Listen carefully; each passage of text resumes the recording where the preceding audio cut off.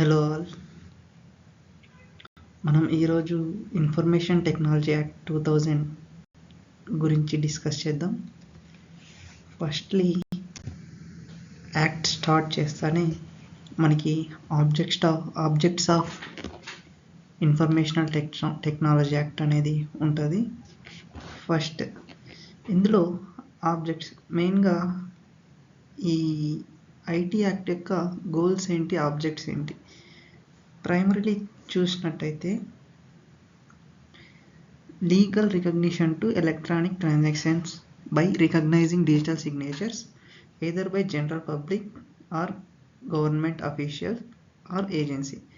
దీని యొక్క మీనింగ్ ఏంటంటే ఏవైతే ఎలక్ట్రానిక్ ట్రాన్సాక్షన్స్ చేయబడతాయో ఎవరి ద్వారా, జనరల్ పబ్లిక్ కానీ, గవర్నమెంట్ అఫీషియల్ కానీ ఆర్ అన్ ఏజెన్సీ కానీ, వీళ్ళ ద్వారా చేయబడే ఎలక్ట్రానిక్ ట్రాన్సాక్షన్స్కి లీగల్ రికగ్నిషన్ అనేది ఉండడం కోసం వీళ్ళు యాక్ట్ని ఇంట్రడ్యూస్ చేశారు. అదేవిధంగా legal recognition to the publication of rules, regulations or any other matter including gazette notification. And second objective చూసినట్టయితే facilitate electronic filing of documents and retention thereof in government records. ఇక్కడ ఏంటంటే for example income tax తీసుకున్నట్టయితే నువ్వు either వేస్ నువ్వు ఆఫ్లైన్లో కానీ file చేయొచ్చు నీ యొక్క రిటర్న్ని, ఆర్ఎల్స్ నువ్వు ఆన్లైన్లో వెబ్సైట్కి వెళ్ళి ఫైల్ చేసుకోవచ్చు. Public cannot insist for use of electronic mode only. అంటే నీ ఇష్టం, అది నువ్వు ఆఫ్లైన్గా డిపార్ట్మెంట్ దగ్గరికి వెళ్ళి చేసుకోవచ్చు, లేకపోతే ఆన్లైన్లో ఫైల్ చేసుకోవచ్చు. అదనేది ఇది ఫెసిలిటేట్ చేస్తుంది అనమాట. ఫెసిలిటేట్ చేయడం కోసం one of the object. Consequential amendments to other acts.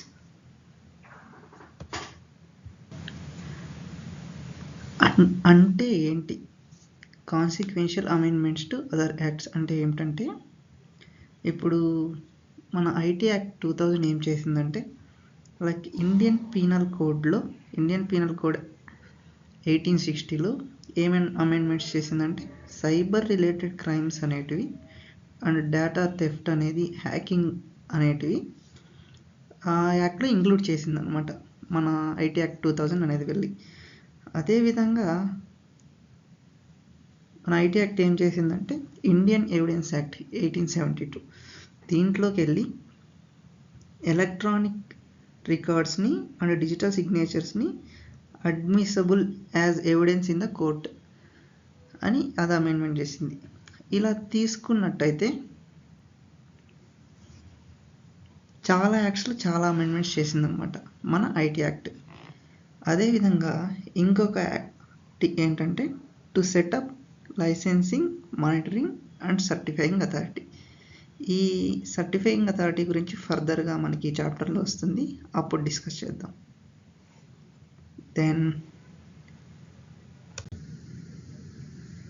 Then dispatch and receipt of records గురించి డిస్కస్ చేద్దాం. ఇక్కడ మెయిన్లీ ఈ డిస్పాచ్ అండ్ రిసిప్ట్ ఆఫ్ రికార్డ్స్లో ఇక్కడ రెడ్ కలర్లో ఏవైతే హైలైట్ చేశానో అవి మెయిన్గా మీరు అనేది గుర్తుపెట్టుకోవాలన్నమాట.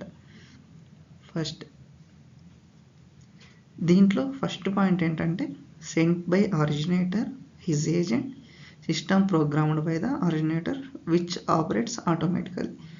సెంట్ బై ఆరిజినేటర్ అంటే ఫర్ ఎగ్జాంపుల్ నువ్వు డైరెక్ట్గా రికార్డ్స్ అనేవి సెండ్ చేసావు, దాన్ని నువ్వు ఆరిజినేటర్ అంటారు.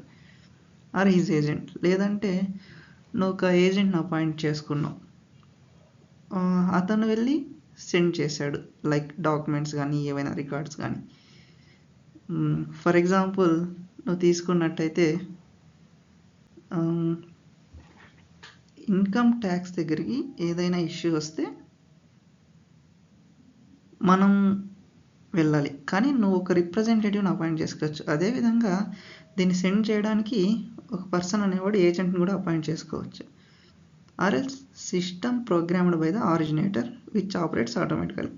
ఫర్ ఎగ్జాంపుల్ మీరు చూసుకున్నట్టయితే మనకి టెలిగ్రామ్లో ఒక ఆప్షన్ ఉంటుంది. అదేంటంటే నువ్వు ఒక స్పెసిఫిక్ టైం సెట్ చేసి నాకు ఈ మెసేజ్ వెళ్ళాలి ఆటోమేటిక్గా to these persons. In that situation system programmed by the originator అనేది మనం కన్సిడర్ చేయొచ్చు. Second point is dispatch would occur when it enters a source outside the control of the originator. Dispatch ఎప్పుడు అక్కర్ అవుతుంది అంటే అది మన చేతుల్లో ఉండదు. ఇంకా మనం ఒకసారి సెండ్ చేసామంటే అది వెళ్ళిపోయినట్టే. ఫర్ ఎగ్జాంపుల్, ఒక ఎక్స్ అనే పర్సన్ ఉన్నాడు, వై అనే తన క్రష్ ఉంది. ఇతను ఏం చేశాడు, ఇదే ఫస్ట్ టైం టెక్స్ట్ చేయడం అనమాట.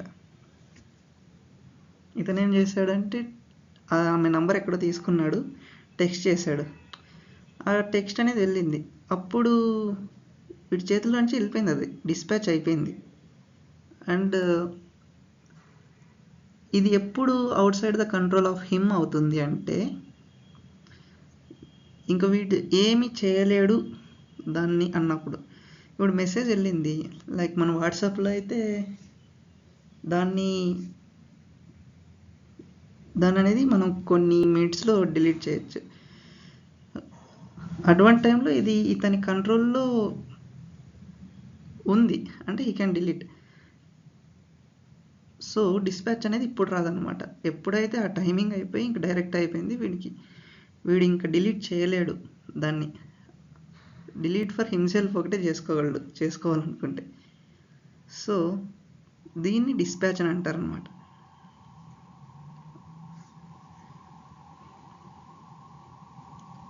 థర్డ్ పాయింట్ ఏంటంటే ప్లేస్ ఆఫ్ డిస్పాచ్ గురించి డిస్కస్ చేస్తుంది అనమాట.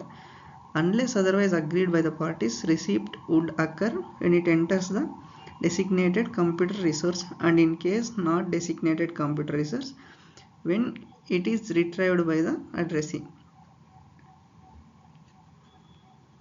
సారీ ఇది ప్లేస్ ఆఫ్ డిస్పాచ్ గురించి అనేది డిస్కస్ చేయదు. థర్డ్ పాయింట్ ఏంటంటే రిసీప్ట్ అనే దాని గురించి డిస్కస్ చేస్తుంది.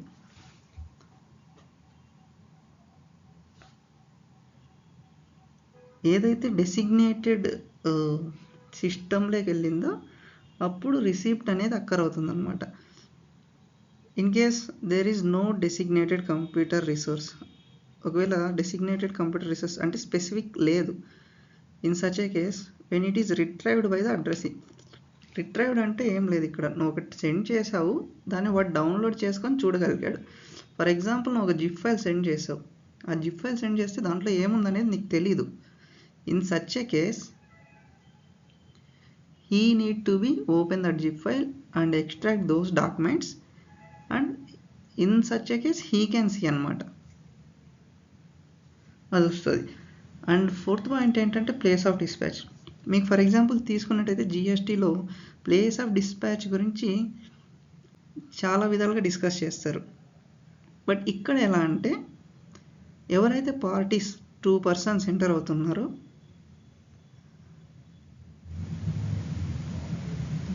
వాళ్ళు డిసైడ్ చేస్తే ఏదైనా ఒక ప్లేస్ ఆఫ్ డిస్పాచ్ని, అప్పుడు మాత్రమే అది ప్లేస్ ఆఫ్ డిస్పాచ్ అవుతుంది. Otherwise it is deemed to be place of business.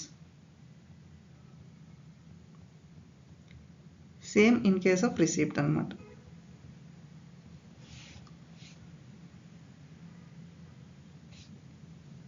And next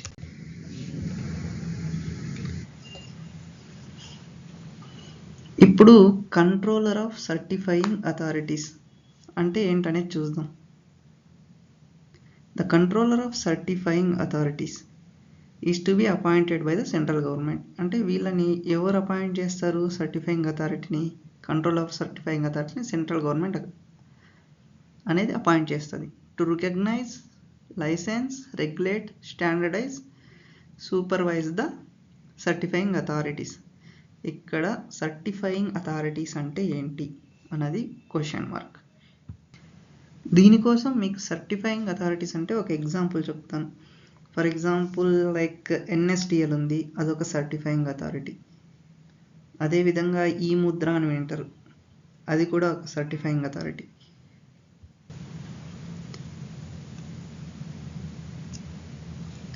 controller May intercept any information in any computer for security purpose, declare any system as protected system and therefore prevent general or specific access. So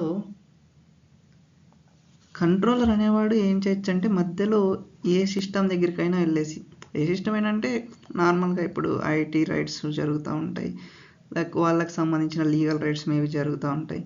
in such a case వాళ్ళు వెళ్ళేసి interrupt చేసి ఏ information అయినా వాళ్ళు తీసుకోవచ్చు. అదేవిధంగా దాన్ని protected సిస్టమ్గా చేయొచ్చు. Like protected system అంటే ఇంకా దాన్ని ఎవరు టచ్ చేయలేరు. I mean touch in the sense like దాంట్లో ఉండే ఇన్ఫర్మేషన్ యాక్సెస్ చేయలేరు అనమాట. Either that may be general access or specific access. Certifying authorities who are licensed by controller of certifying authority shall issue digital signature certificate and perform other acts as specified by the controller.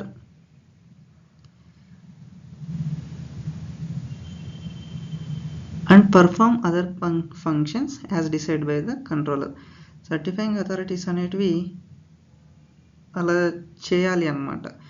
Like digital signatures అనేటివి issue చేయాలి, perform other acts and by the controller and such other functions. And ఈ act అనేది offences గురించి కూడా discuss చేస్తుంది. The offences under this act is applicable to any offence, contravention in any country or national if it involves a computer system or network located in India. అంటే ఏంటంటే offences this act ఏవైతే మన కంట్రీలో చేశారో లేదంటే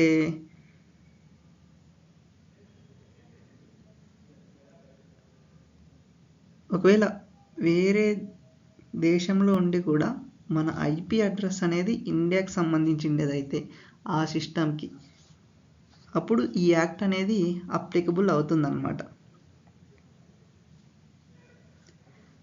It involves various offenses like tampering, hacking, misrepresentation, breach of confidentiality, publishing false digital signature certificates. ఇక్కడ first point tampering అనేది దేని గురించి డిస్కస్ చేస్తుందంటే, ట్యాంపరింగ్ అంటే సచ్ as లైక్ మన కంప్యూటర్లోకి ఎంటర్ అయ్యేసి ఒక సచ్ అదర్ పర్సన్ ఏం చేయొచ్చు అంటే అక్కడున్న డాక్యుమెంట్స్ని అనేటివి డిస్ట్రాయ్ చేయొచ్చు, ఇంటెన్షనల్లీ వాటిని ఆల్టర్ చేయొచ్చు. వీటన్నిటిని ట్యాంపరింగ్ కింద కన్సిడర్ చేయొచ్చు అనమాట. Hacking means destruction, deletion, alteration of any data in any computer with an intention of damage are injury. అంటే ఆ యొక్క స్పెసిఫిక్ పర్సన్కి సమ్ డాక్యుమెంట్స్ ఉన్నాయి, అది ఎవిడెన్స్గా వాడుకోవచ్చు, బట్ ఇతను హ్యాకింగ్ చేసి వాటిని డ్యామేజ్ చేయొచ్చు, దాన్ని హ్యాకింగ్ అంటారు. Misrepresentation to controller or certifying authorities. Misrepresentation like ఒక పర్సన్ ఉన్నాడు, బట్ అతను వేరే పర్సన్ లాగా మిస్రిప్రజెంటేషన్ చేసి ఆ కంట్రోలర్ ఆర్ సర్టిఫైయింగ్ అథారిటీస్ దగ్గర నుండి సమ్ బెనిఫిట్ పొందాడు. ఆ కేసు కూడా ఒక అఫెన్స్ కింద కన్సిడర్ చేయొచ్చు. Breach of confidentiality and privacy. మన సర్టిఫైయింగ్ అథారిటీ వాళ్ళు ఏం చెప్పారంటే, అరే నువ్వు ఈ ఇన్ఫర్మేషన్ ఎవరికి చెప్పొద్దురా, ఇది చెప్తే ప్రాబ్లం అవుతుంది అన్నారు. కానీ మనోడు ఏం చేశాడు, వాళ్ళ ఊర్లో ఉండే వాళ్ళందరికీ పోయి చెప్పాడు. అంటే ఇక్కడ ఏం చేశాడు, దాన్ని బ్రీచ్ చేశాడు అనమాట. స్పష్టమైన తెలుగులో చెప్పాలంటే దాన్ని అనేది ఉల్లంఘించినాడు. ఆ కాన్ఫిడెన్షియాలిటీ అండ్ ప్రైవసీని, అప్పుడు కూడా అతను ఈ యాక్ట్ కింద అఫెన్స్ చేసినట్టే. అదేవిధంగా పబ్లిషింగ్ ఫాల్స్ డిజిటల్ సర్టిఫికేట్స్ అంటే ఇది మీకు తెలిసిందే. ఎవందో తీసుకొచ్చి వీడ్ అనేసి చెప్పి వీడ్ ఆ డిజిటల్ సిగ్నేచర్స్ని యూజ్ చేసుకొని పబ్లిష్ చేసుకున్నాడు అతను బెనిఫిట్ పొందడం కోసం. సో దీన్ని కూడా ఒక అఫెన్స్గా కన్సిడర్ చేయొచ్చు. అండ్ ఇక్కడ సెటిల్మెంట్స్ ఆఫ్ డిస్ప్యూట్ అనే మెకానిజం కూడా ఒకటి ఉంటుంది. ఇది మన బుక్లో చూసుకున్నట్టయితే అంత క్లారిటీ లేదు నాకు తెలిసి, అంటే నాకైతే అర్థం కాలేదు. మీకేమైనా అర్థమైంటే it's okay, it's a great thing. ఇక్కడ సెటిల్మెంట్ ఆఫ్ డిస్ప్యూట్స్ అనేది నేను వేరే చోట చూసి సోర్స్ తీసుకొని అక్కడి నుంచి దీన్ని నేను ఒక పేజ్లో రాసుకున్నాను, అదే మీకు చూపిస్తున్నాను. ఇక్కడ సెటిల్మెంట్ ఆఫ్ డిస్ప్యూట్స్ అంటే ఏవైనా డిస్ప్యూట్స్ వచ్చాయి, లైక్ ఒక పర్సన్కి అండ్ కంట్రోలర్ అనుకోండి, లైక్ అడ్జుడికేటింగ్ అథారిటీ అనుకోండి. ఫస్ట్ సెంట్రల్ గవర్నమెంట్ అనేది అడ్జుడికేటింగ్ అథారిటీని అపాయింట్ చేస్తుంది. వాళ్ళకి ఐటీ అండ్ లీగల్ నాలెడ్జ్ ఉండాలి అన్నమాట, వాళ్ళని అపాయింట్ చేస్తుంది ఈ adjudicating అథారిటీగా.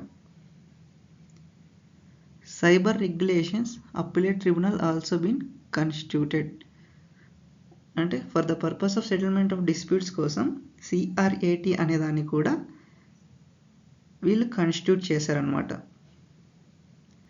If any person not satisfied with the controller or adjudicating officer order, అంటే వీళ్ళ మధ్యలో ఒక డిస్ప్యూట్ వచ్చింది, బట్ అడ్జుడికేటింగ్ ఆఫీసర్ అనేది ఒక ఆర్డర్ ఇచ్చాడు, ఆర్ కంట్రోలర్ అనేది ఒక ఆర్డర్ ఇచ్చింది. ఇప్పుడు మన పర్సన్ ఏమో సాటిస్ఫై అవ్వలేదు ఆర్డర్ రావడం వల్ల.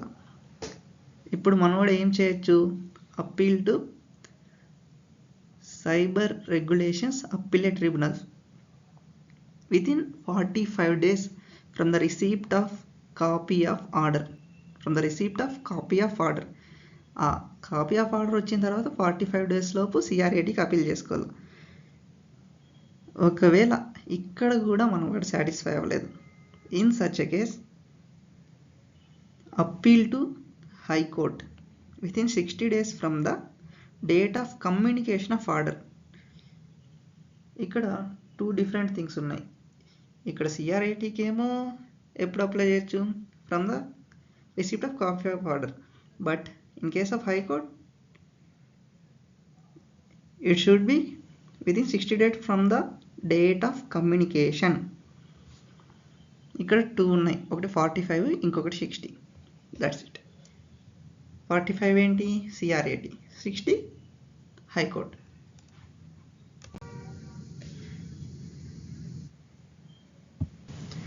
ఇప్పుడు మనం డేటా ప్రొటెక్షన్ అంటే ఏంటి అనేది ఒకసారి డిస్కస్ చేద్దాం. డేటా ప్రొటెక్షన్ అనే టర్మ్ దేనికి రిఫర్ చేస్తుంది అంటే డేటా ప్రొటెక్షన్ అంటే ఏంటి అంటే it is related to set of privacy laws, policies and procedures that aim to minimize intrusion into one's privacy caused by the collection, storage and dissemination of personal data. ఇది అనేది ఒక for example నేను mobile use చేస్తున్నాను. నేనేం చేస్తాను అంటే for example నువ్వు ఒక యాప్ ఇన్స్టాల్ చేసుకున్నావు. ఇన్ సచ్ ఏ కేస్ నీకు కొన్ని దానికి కెమెరా అలో చేయడం నీకు ఇష్టం ఉండదు. ఫర్ ఎగ్జాంపుల్ ఒకవేళ నీ కాంటాక్ట్స్ అది తీసుకోవడం నీకు ఇష్టం ఉండదు. ఇన్ సచ్ ఏ కేస్ ఇప్పుడు ఈ data protection act data protection అనే కాన్సెప్ట్ లేకుంటే ఆ యాప్ వాళ్ళు డైరెక్ట్గా నీ డేటా తీసుకుంటారు without asking you any question. For example నువ్వు ఇన్స్టాగ్రామ్ వాడుతున్నట్టయితే అక్కడ నీకు access, could you give me access to the contacts please అంటుంది ఆ ఇన్స్టాగ్రామ్ నోటిఫికేషన్. అది నీ ఇష్టం, నువ్వు ఒక ఫేక్ అకౌంట్ వాడుతున్నావు, అప్పుడు ఏం చేస్తావు? నువ్వు నువ్వు కాంటాక్ట్స్ కలర్ చేసావు అనుకో, నీ కాంటాక్ట్ ఈ పేరుతో ఉన్న వ్యక్తి ఈ పేరుతో ఇన్స్టాగ్రామ్లో ఈ అకౌంట్ వాడుతున్నాడు, ఇతన్ని దయచేసి ఫాలో అవ్వండి అని వస్తుంది. అప్పుడు ఏం జరుగుతుంది? ఓ, మనోడు ఫేక్ అకౌంట్ కూడా వాడుతున్నాడా, దీంట్లో ఏం చేస్తున్నాడు, దీంట్లో ఏ అమ్మాయిగా ఇతను ఒక అకౌంట్ క్రియేట్ చేసి ఇంకొక వీళ్ళ ఫ్రెండ్కి మెసేజ్ చేస్తున్నాడు, అప్పుడేమి అది తెలిసిపోతుంది దానికి. సో అలాంటి వాళ్ళ కోసమే డేటా ప్రొటెక్షన్ అనే కాన్సెప్ట్ తీసుకొచ్చారనమాట. అది క్వశ్చన్ అడుగుతుంది, అప్పుడు మనవాడు డినై చేయొచ్చు అనమాట, నేను కాంటాక్ట్స్ని అలో చేయను రా బాబు అనేసి. ఏదో సిల్లీగా చెప్పాను, సీరియస్గా తీసుకోవద్దండి. This is just for knowledge purpose. First పాయింట్లో వీడేదో పర్సనల్ డేటా అని అనేస్తున్నాడు, దాని మీనింగ్ ఏంటి, అదే మన సెకండ్ పాయింట్ అనమాట. Personal data generally refers to the information or data which relate to a person who can be identified from that information or data, whether collected by any government or any private organization or agency. ఇక్కడ ప్రైమరీగా ఏంటంటే it refers to an information, అంటే some information ఉంది, with the help of that information you can identify that person. ఓ, ఇతను ఈ పర్సనే అనేసి నువ్వు ఐడెంటిఫై చేయొచ్చు ఆ ఇన్ఫర్మేషన్ నువ్వు చూసినప్పుడు. Okay, whether that may be collected by any government or any private organization or an agency. That may be collected by the government కూడా కలెక్ట్ చేసుకుని ఉండొచ్చు. ఫర్ ఎగ్జాంపుల్, గవర్నమెంట్ ఎక్కడ చూసినా నీ ఆధార్ కార్డ్, పాన్ కార్డ్ అన్నీ అడుగుతూ ఉంటారు. For example, for schemes and all, or private organization or an agency. Private organization, for example, నీకు లోన్ ఇవ్వాలి ఒక private organization. In such a case they refers your PAN card, Aadhaar card and everything. So and agencies, we have seen various kinds of agencies, they are asking data like that.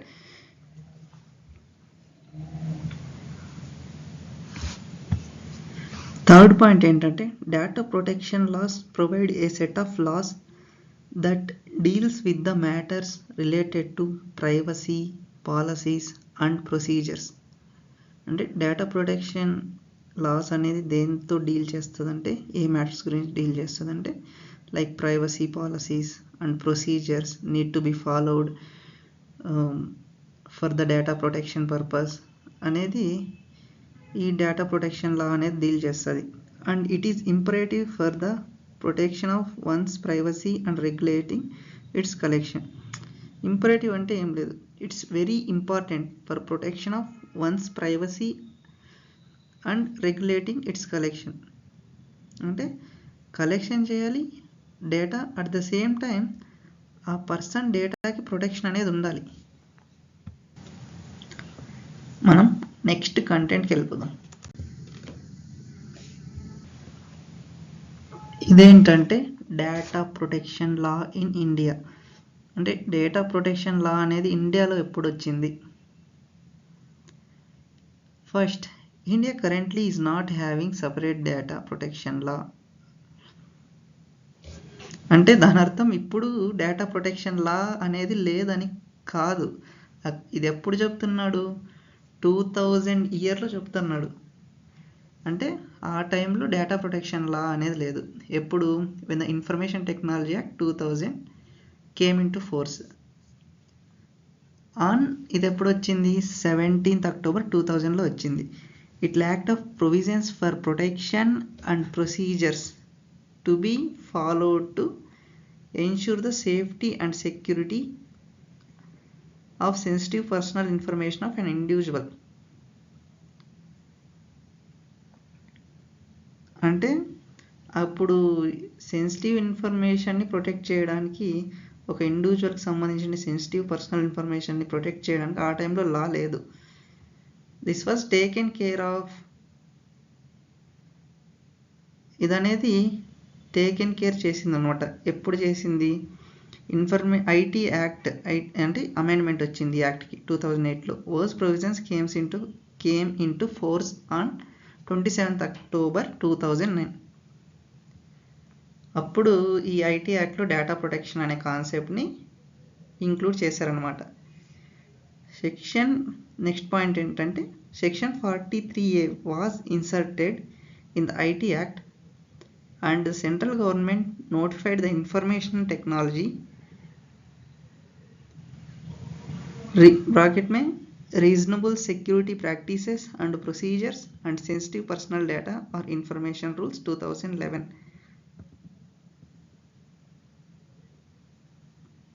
The right to privacy in India was declared as a fundamental right by Honorable Supreme Court of India on August 24, 2017. 2017లో మన supreme court అనేది right to privacy అనేదాన్ని fundamental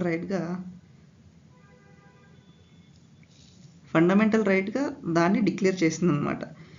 43 was inserted in IT act and central government notified the information technology, అంటే దీన్ని notify చేసింది informational technology, ఈ security practices గురించి and procedures relating to personal data.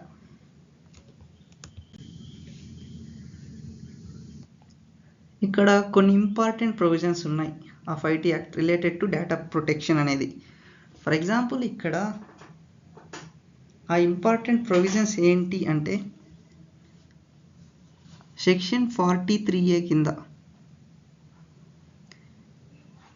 ఒకవేళ ఏదైనా body corporate body possesses or deals with any sensitive personal data or information and it is negligent in maintaining a reasonable security to protect such data or information which thereby causes wrongful loss or wrongful gain to any person, then such body corporate shall be liable to pay damages to the person so affected. అంటే ఇప్పుడు ఒక body corporate ఉంది, ఈ body corporate for example ఒక కంపెనీనే ఉందప్ప, ఈ కంపెనీలో number of people join అవుతూ ఉంటారు. మా కంపెనీలో అయితే ఫస్ట్ జాయినింగ్ డేట్ రోజు బ్లడ్ తీసుకున్నారు, blood samples for example like health insurance purpose, I think so, అదే అనుకుంటున్నాను. విచ్ దేర్ బై ఈ ఇన్ఫర్మేషన్ని నెగ్లిజెంట్గా మెయింటైన్ చేశారు. ఆ ఇన్ఫర్మేషన్ ఏమో వేరే వాళ్ళ చేతుల్లోకి వెళ్ళింది. అది వెళ్ళడం వల్ల నాకనేది రాంగ్ఫుల్ లాస్ జరిగింది. వేరే పర్సన్కి ఏమో నాకు లాస్ జరిగిందంటే ఆపోజిట్ పర్సన్కి ఏం జరిగింటుంది, వానికి ఏమో గెయిన్ జరిగింది to any other person. Then such body corporate shall be liable to pay damages to the person so affected. అంటే మన personal information, different kinds of information ఉండొచ్చు ఒక కంపెనీ దగ్గర. లైక్ మన వేలిముద్రలు ఉండొచ్చు, మన సిగ్నేచర్స్ ఉంటాయి, మన pan card, Aadhaar card, everything ఉంటుంది వాళ్ళ దగ్గర. ఈ ఇన్ఫర్మేషన్ పోయి వేరే వాడు దాన్ని వాడి పర్సనల్ గెయిన్ కోసం యూజ్ చేసుకుంటే ఇక్కడ ఎవరి తప్పు? మన కంపెనీ తప్పు. ఎందుకంటే ఇది డేటా ప్రొటెక్షన్ రెగ్యులేషన్స్ అనేటివి సరిగ్గా మెయింటైన్ చేయలేదు, దట్స్ వై. సో ఇది యాక్షన్ ఇలా జరిగింది.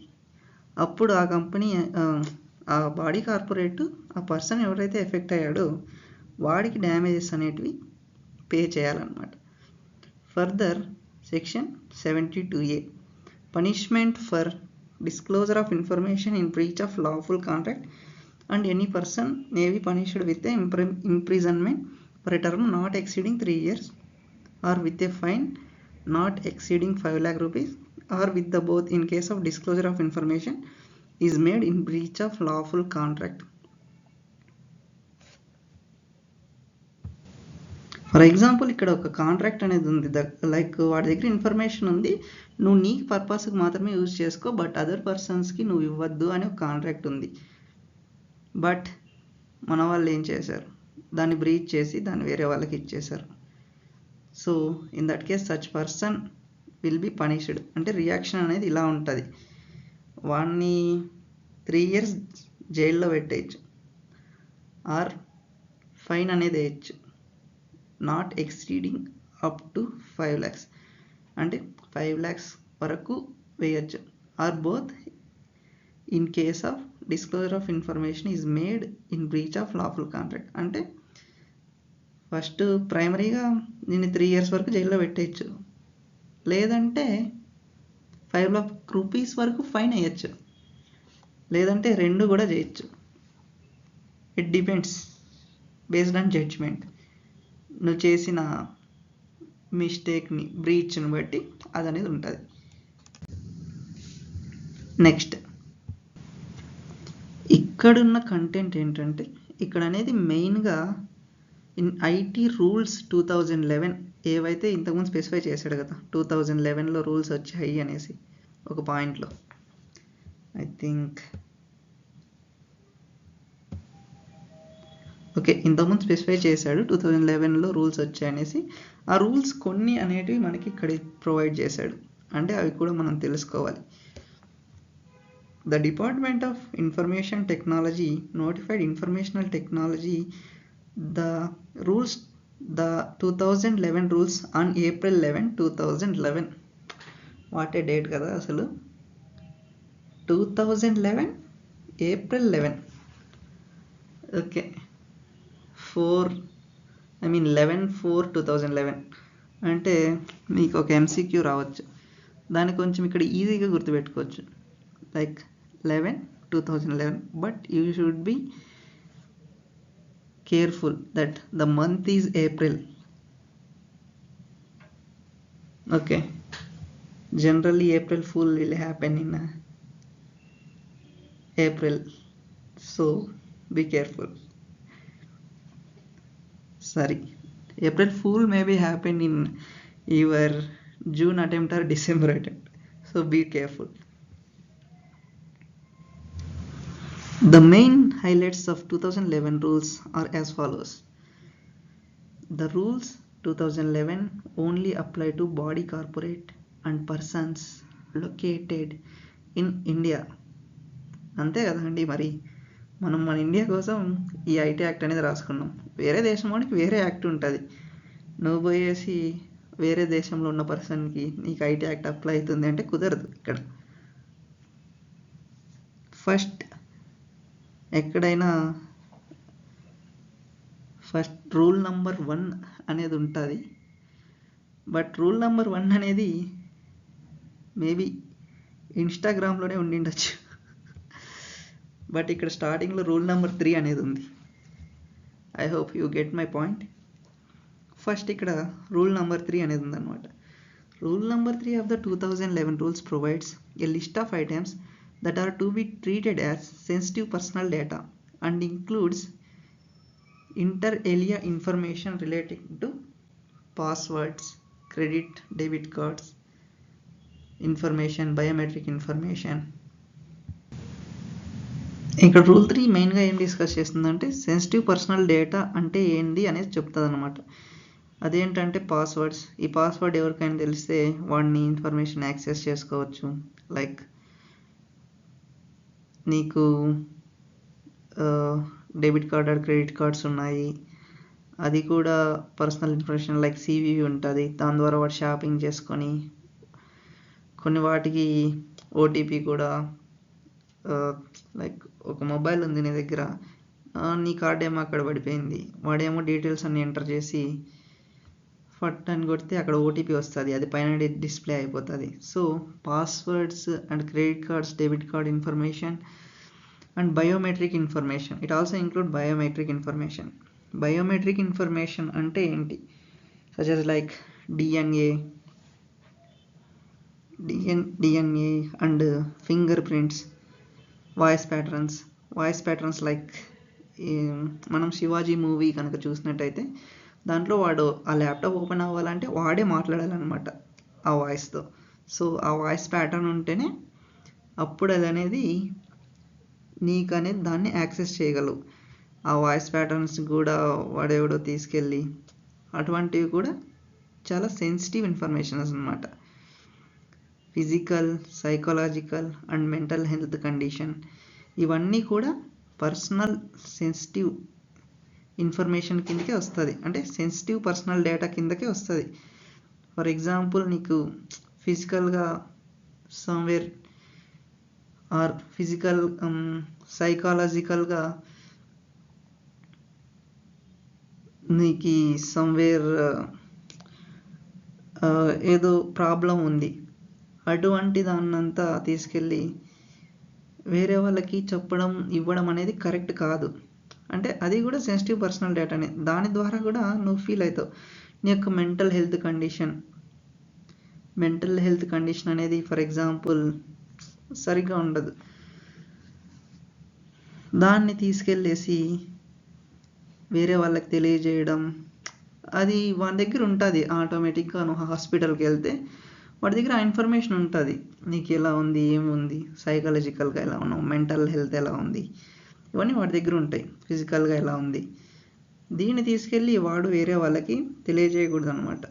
For example there is chances like నీకేమో హెయిర్ ఫాల్ ప్రాబ్లం ఉంది, నీకేమో హెయిర్ లూజ్ అవుతున్నావు, దాన్ని తీసుకెళ్ళి నువ్వు ఒక హాస్పిటల్కి వెళ్ళి నాకు ఇలా బాగాలేదు, నాకు కొంచెం ఏదైనా మెడికల్ కేర్ ఇవ్వండి అని వాళ్ళకి చెప్పారు. వాళ్ళు నీకేమో ఇచ్చారు, బట్ ఆ ఇన్ఫర్మేషన్ని ఒక హెయిర్ ట్రాన్స్ప్లాంట్ ఏజెన్సీకి వాడు అమ్ముకున్నాడు.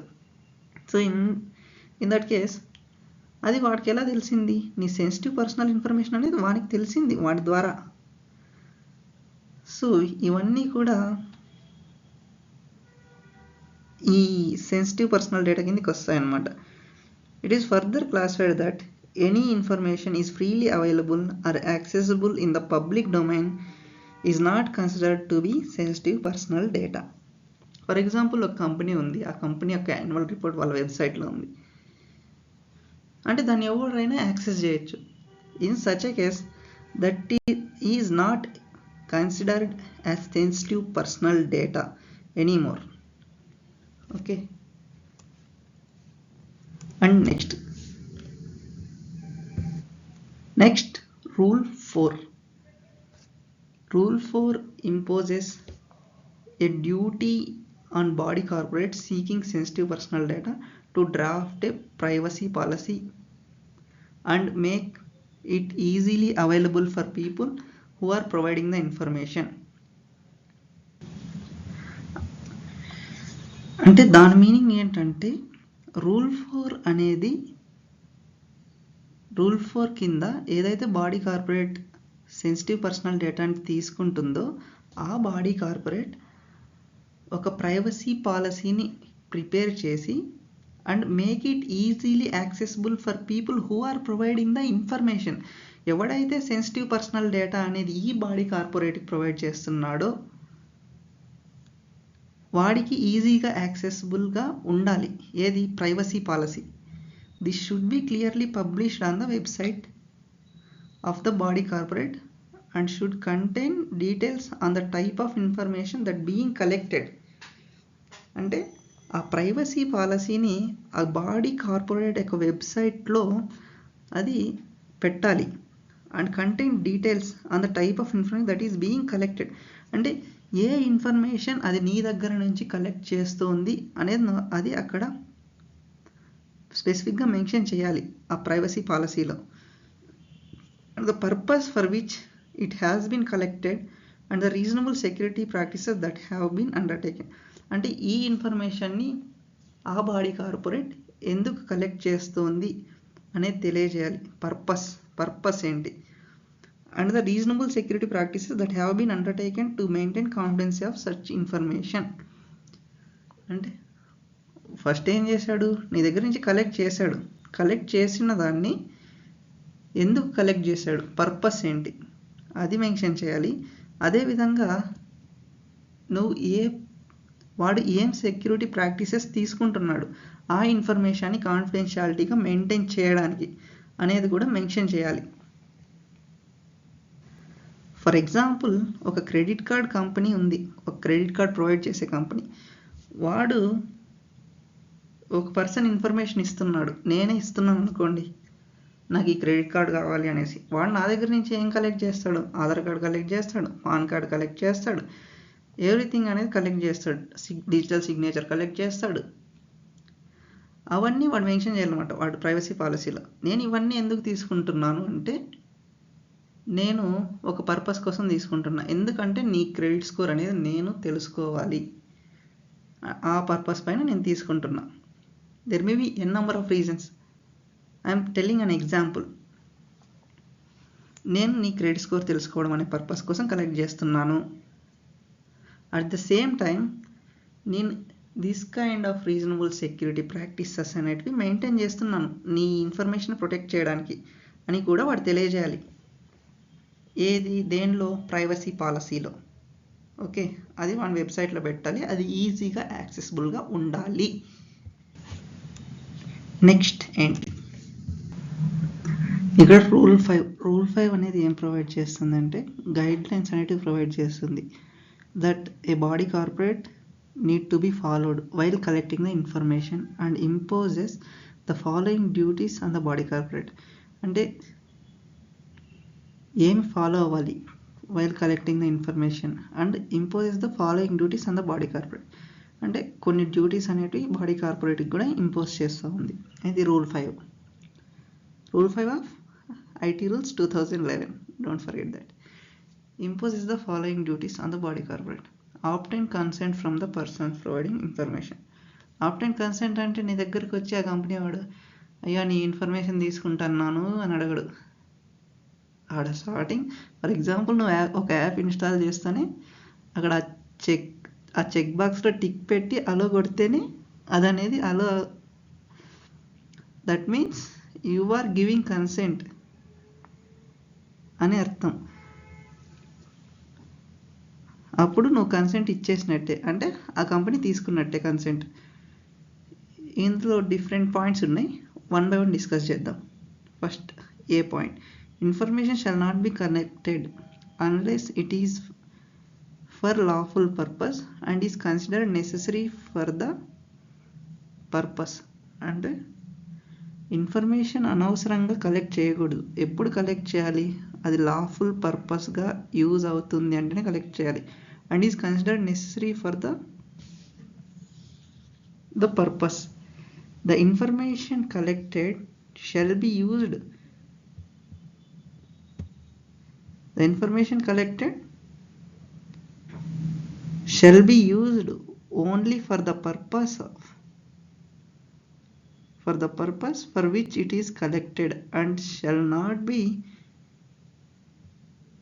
retained for a period longer than the which is required.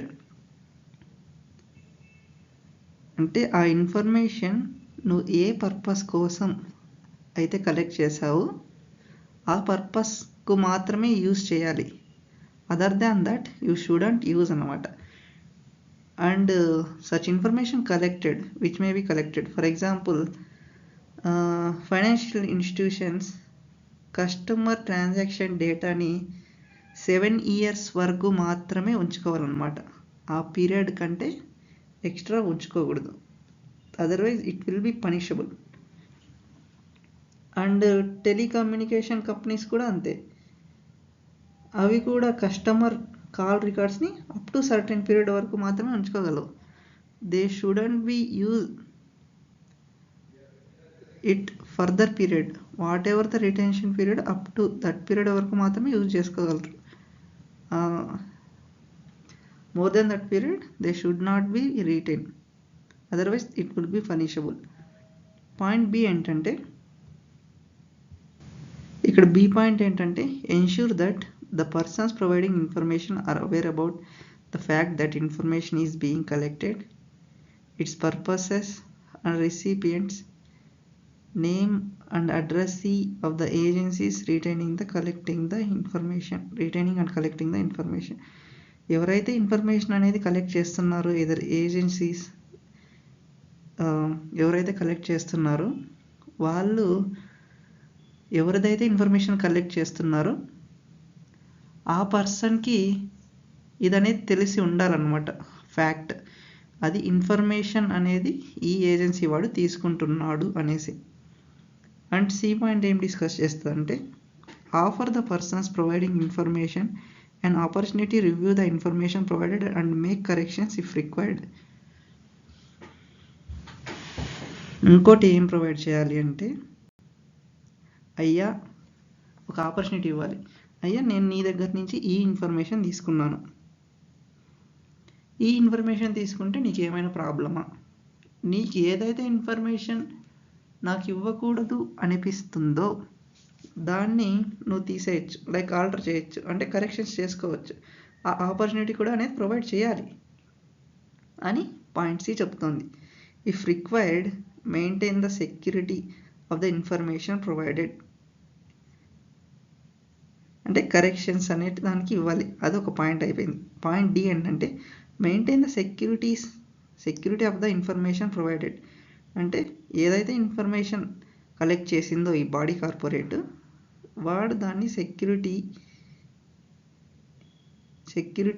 దానికి ప్రొవైడ్ చేయాలి ఆ ఇన్ఫర్మేషన్కి.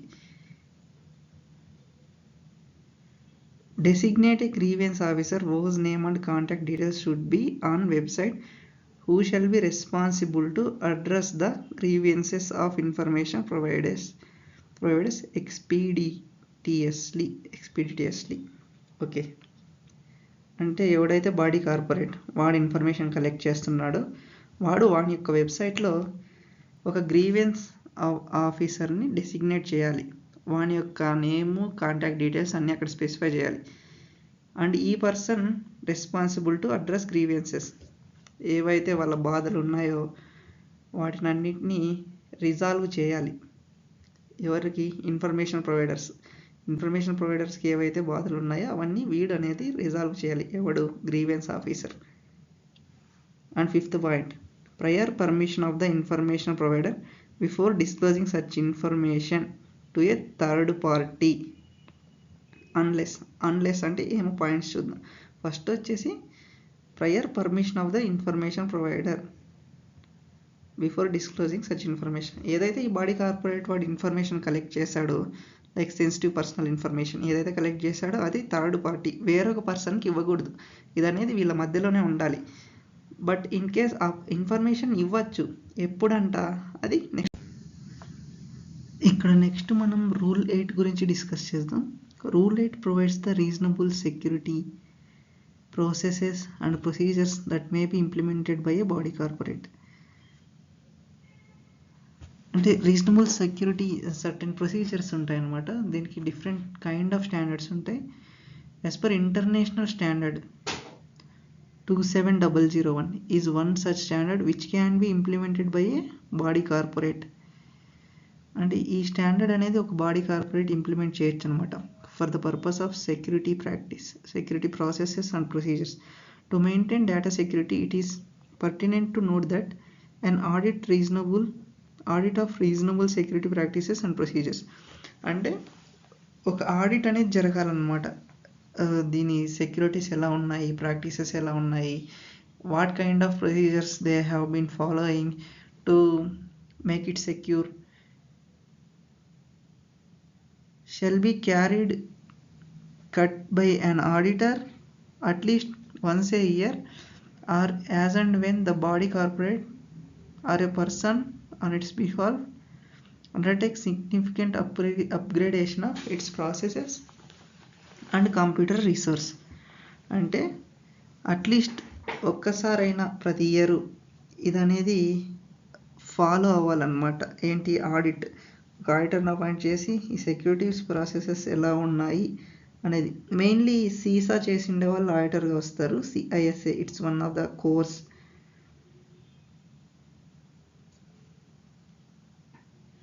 అండ్ ఇంకో టైంలో ఎప్పుడు ఈ ఆడిట్ అనేది జరగాలి అంటే ఒక అప్గ్రేడేషన్ వచ్చింది, like some software they changed from another software.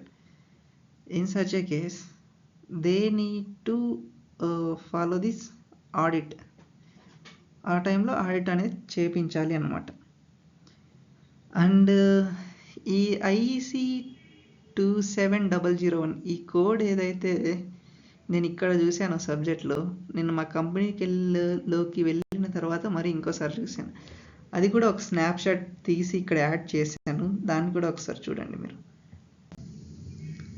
We are aware about ransomware attack in August 2024. That అదనేది ఒక వైరస్. అది 2024లో మా కంపెనీలో వచ్చిందనమాట. అప్పుడు మేము ఒక సాఫ్ట్వేర్ యూజ్ చేసేవాళ్ళం. అది రావడం వల్ల మేము ఇంకో సాఫ్ట్వేర్కి షిఫ్ట్ అవ్వాల్సి వచ్చింది. This underscored the need for stronger cybersecurity measures. As a crucial first step, we are pursuing ISO 2700 certification for our corporate office. As this certification applies to a specific location, this globally recognized standard ensures a structured approach to identifying, mitigating security risks, reducing vulnerabilities to threats like ransomware. Achieving ISO 27001 will strengthen our defenses, build stakeholder trust, and ensure regulatory compliance. Once the corporate office is certified, we will extend this framework to other offices subsequent phases in subsequent ensuring comprehensive security across all locations. Further mail కూడా ఉంది ఇక్కడ. దాన్ని నేను disclose చేయదలుచుకోలేదు, ఎందుకంటే అది నా company గురించి personal information something ఉంది. జస్ట్ ఈ స్నాప్షాట్ పెట్టాను. అంటే ఇటువంటిది జరుగుతుంది. మనకి ఏదైతే మన బుక్లో ఉందో ఇట్ విల్ బీ హ్యాపెన్ అనమాట. సో అది మనకు తెలుస్తుంది. నాకు సడన్గా ఆ నంబర్ చూస్తేనే మా మెయిల్లో ఇది ఎక్కడో చూసినట్టుంది అనేసి నేను మన బుక్ని రిఫర్ చేశాను. Anyway, thank you for seeing the video. Thanks a lot. ఏవైనా సజెషన్స్ ఉంటే కామెంట్ బాక్స్లో కామెంట్ చేయండి. Don't forget to subscribe, as this is my first video. Kindly support. Thank you. Shining off.